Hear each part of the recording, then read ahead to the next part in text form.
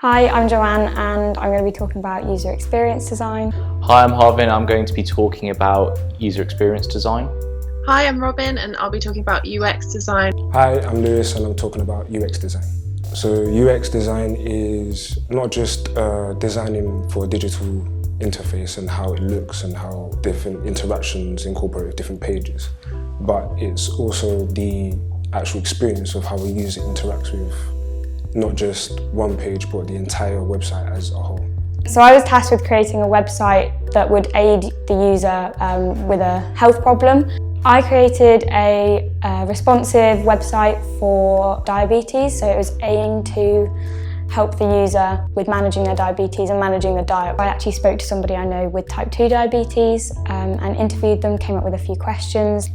So started off by coming up with the idea and sketching out wireframes on paper at first to get an idea of like how the different screens could work, and then working that into creating really lo-fi wireframes. So everything was grey, the type hadn't been considered, basically no user interface design had been thought about at all, just how the user would actually go through the journey. I set my users with a task and I got them to just talk out loud as they were going through like what they were thinking, so I knew exactly where they were getting confused. The project that I took on revolved around the theme of health, and in particular I looked at making the process of booking and managing your travel vaccinations an easier one. The final outcome that I produced was a responsive design across both mobile and desktop, and key to this was developing a good component library and a good visual design system. My design in particular I think works well because it reduces the stress a user would have to go through traditionally to find out if they need to have anything booked for their upcoming holidays.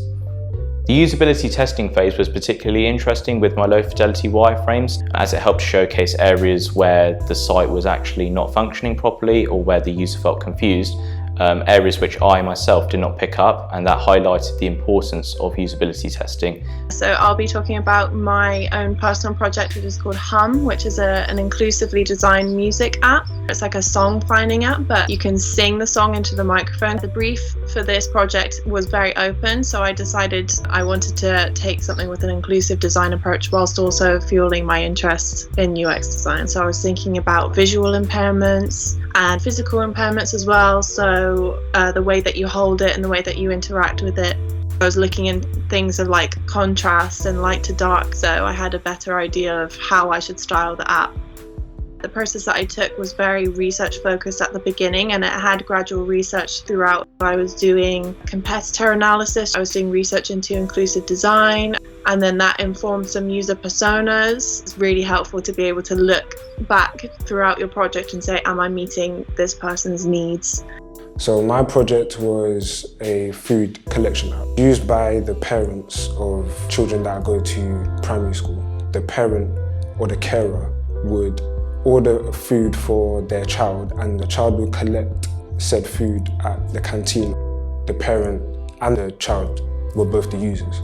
So creating something that was aimed at both of the audiences was quite interesting to me.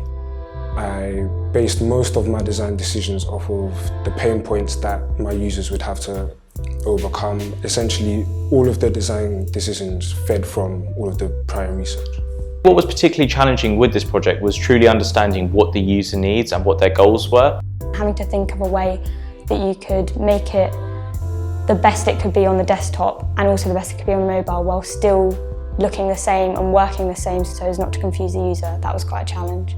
I think it's really important, and it's just nice to make sure you're doing things that work for everyone, even though it's difficult to make something you know for 100% fact is going to work. You can just try and make it as successful as possible. I think the main takeaway point for this project is that your user is absolutely central to all phases of the project, not just the research phase, but also the design phase when your prototypes start to develop. They actually fuel so much more of what is later to come as well.